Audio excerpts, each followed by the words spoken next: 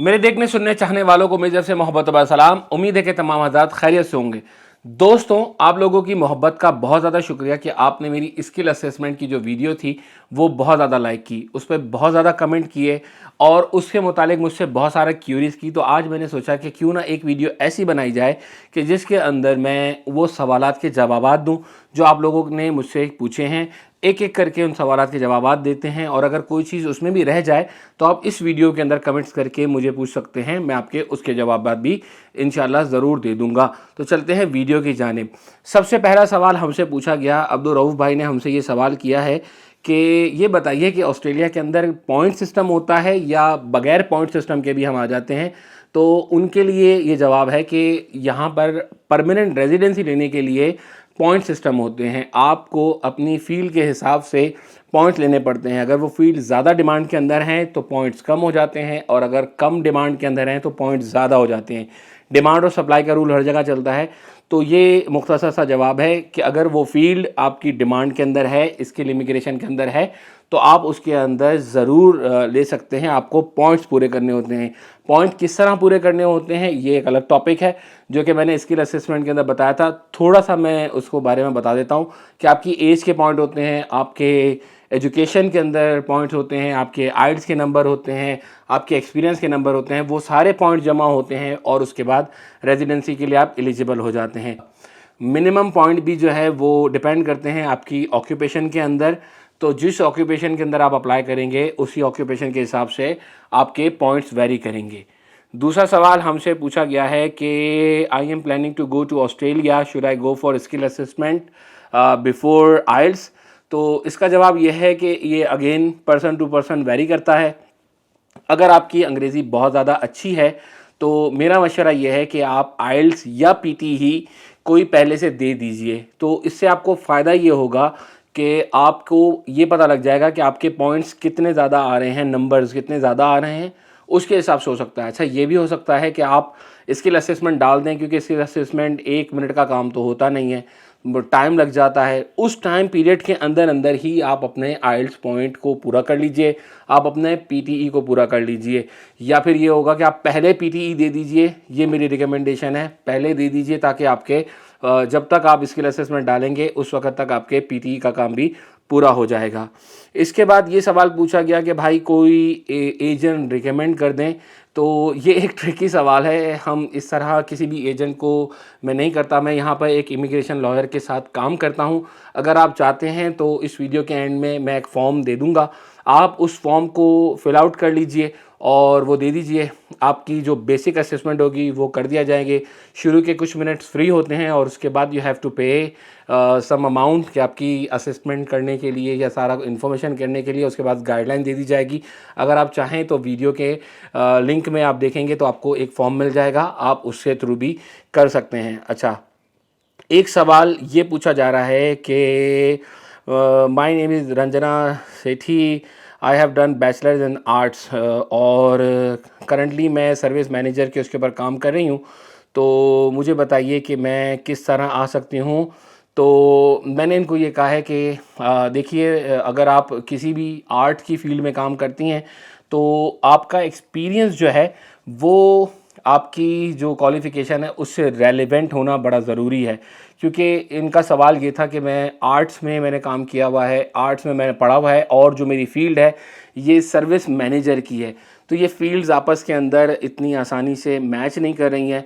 तो आप अगर आर्ट्स में ही काम कर रहे हैं तो आर्ट्स की ही फील्ड हो, आर्ट्स ही आपने पढ़ा हो तो आपके नंबर ज़्यादा हो जाते हैं, अदरवाइज़ आपके एक्सपीरियंस के पॉइंट नहीं बनते। एक सवाल ये पूछा गया है कि sir, I am from India, I want to migrate to Australia, तो what would be the right approach, how many charges. तो ये डिपेंड करता है भाई कि आपने क्या पढ़ा हुआ है। आपकी जो डिग्री है उसके हिसाब से आपकी असेसमेंट होती है।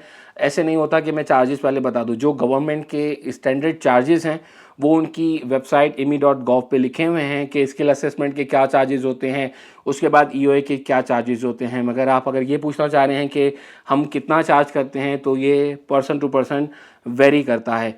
एक सवाल ये पूछा गया है कि भाई, can I apply for 189190491 at a time after receiving a positive skill assessment. तो इसका जवाब ये है कि आपको जो इनकी एज है वो अनफॉर्चुनेटली 43 हो गई है। तो 43 के अंदर बहुत ज़्यादा आपके पास चांस नहीं होता, क्योंकि आपकी जो एज लिमिट है वो 45 है। 45 के बाद आपको इतनी आसानी से स्किल असेसमेंट के थ्रू परमानेंट रेजिडेंसी नहीं मिलती। तो आपको ये चाहिए कि आप सबसे पहले एक काम ये कीजिए कि आप अपनी स्किल असेसमेंट डालने के बाद आप किसी भी रीजनल एरिया के अंदर अप्लाई कर लेंगे तो आपके लिए फ़ायदा हो जाएगा। जल्दी रीजनल के अंदर उनको बहुत जल्दी वीज़ा वो एलोकेट करते हैं, तो इस तरह आपका वीज़ा जल्दी आने के चांसेस हो सकते हैं। मगर इसकी थोड़ी सी पॉजिटिव या नेगेटिव ये चीज़ कह लीजिए कि आपको उस रीजनल एरिया के अंदर रहना पड़ेगा, काफ़ी देर वहाँ गुजारनी पड़ेगी और उसके बाद आपको परमानेंट रेजिडेंसी मिलेगी। ये एक इसका ड्रॉबैक है, मगर आपको बहुत जल्दी वीज़ा ग्रांट होने के चांसेस हो जाएंगे। अच्छा, एक सवाल ये पूछा जा रहा है कि सर ये बताइए कि I have done 2 years of bachelor from Peshawar university and 2 years of master degree.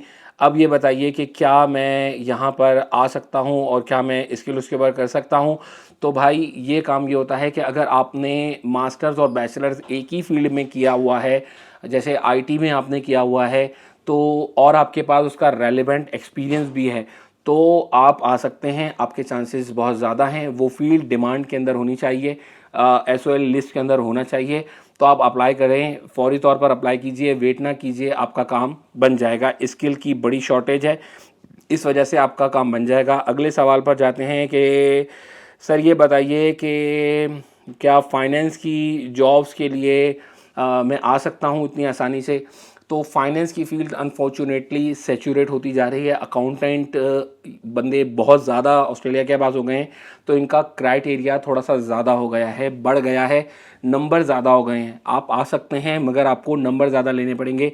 तो उसके लिए आपको थोड़ी सी इन्वेस्टिगेशन करनी पड़ेगी कि आपकी एज क्या है, आपने पढ़ा हुआ क्या है, आपके नंबर ऑफ़ एक्सपीरियंस कितना है, आपके PTE के रिज़ल्ट कितने ज़्यादा अच्छे हैं। इसके साथ साथ आपको नाटी का एक एग्ज़ाम होता है वो करना पड़ेगा। तो इस तरह मल्टीपल चीज़ें करके आपके पॉइंट्स हाई हो सकते हैं। और इसके साथ साथ अगर आपका जो स्पाउस हैं, बेगम हैं, जो पार्टनर हैं, अगर वो भी पढ़ी लिखी हैं, वो भी उस फील्ड की भी डिमांड है, तो आपको उनके भी 5 नंबर मिल जाएंगे। और अगर आपका रेलेवेंट कोई यहाँ पर रहता है तो उसके भी नंबर आपको मिल जाएंगे। इस तरह आपके नंबर ज़रा हाई हो जाते हैं। और जो लोग ऑस्ट्रेलिया के अंदर होते हैं वो अप्लाई करते हैं तो ऑस्ट्रेलिया की जो एक्सपीरियंस होता है वो भी एक्स्ट्रा नंबर दिला देता है। और रीजनल एरिया के अंदर अगर आप अप्लाई करते हैं उसके भी पॉइंट्स होते हैं, और ऑस्ट्रेलिया में स्टडी के भी पॉइंट्स होते हैं।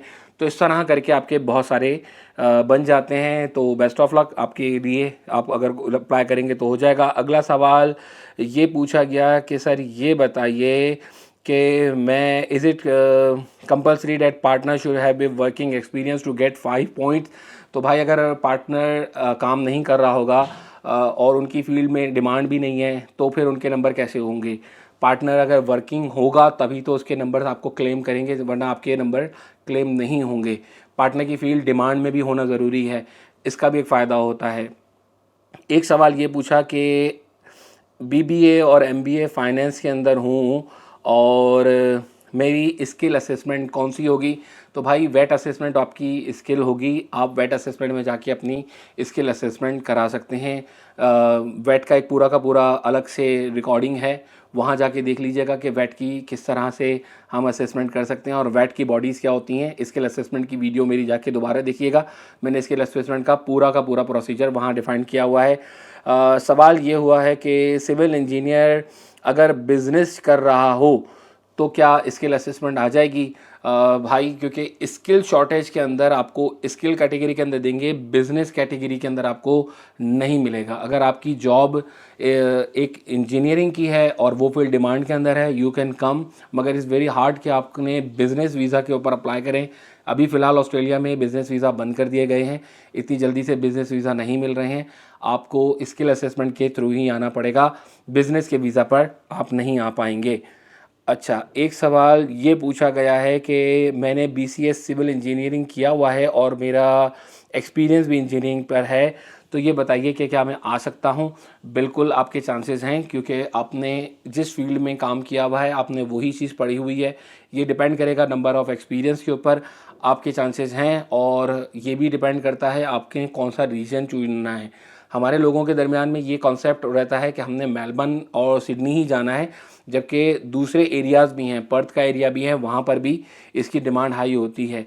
तो जहाँ पे कंस्ट्रक्शन का काम ज़्यादा हो रहा होगा वहाँ पे डिमांड ज़्यादा होगी, तो आप वहाँ के लिए अप्लाई करेंगे तो आपका काम बन जाएगा। अच्छा, एक सवाल ये पूछा गया कि भाई ये बताइए कि मुझे अपना स्किल असेसमेंट करना है और मेरा 3 ईयर का एक्सपीरियंस है और वो है डिफरेंट एम्प्लॉयर की तरफ से। ये बताइए कि मैं अब मुझे क्या क्या रिक्वायरमेंट होंगी। तो भाई स्किल असेसमेंट के लिए जब प्रोसेस आप मुकम्मल करते हैं तो आपको बहुत सारी चीज़ें चाहिए होती हैं। आपके टैक्स रिटर्न चाहिए होते हैं, पे स्लिप चाहिए होती हैं। ये प्रूफ करना पड़ता है कि आपने उस कंपनी के साथ जेन्युइन काम किया है। इन सम केसेस ऐसा भी हो सकता है कि आपकी वेरिफिकेशन हो जाए और आपसे उससे पता कर लिया जाए, तो वो आपका अच्छे रिलेशनशिप होने भी ज़रूरी हैं, तो वो आपको बता देंगे। तो इस तरह आपका टैक्स रिटर्न हो गया, आपकी पे स्लिप हो गई, आपके करंट एम्प्लॉयर हो गया, रिकमेंडेशंस हो गई, लेटर्स हो गया, एक्सपीरियंस हो गया, आपकी इस तरह की बहुत सारी चीज़ें आपने उसके साथ डालनी पड़ती हैं, फिर जाके आपका सारा काम मुकम्मल होता है। अच्छा, एक सवाल ये पूछा गया कि भाई is there anyone who can help me out, I will pay. तो मैंने आपको इसका भी जवाब बता दिया कि आप इसी वीडियो के नीचे एक फॉर्म होगा, अगर आप चाहते हैं कि मैं आपकी हेल्प आउट कर दूं, आप अपनी तमाम डिटेल्स उसके अंदर डाल दीजिए।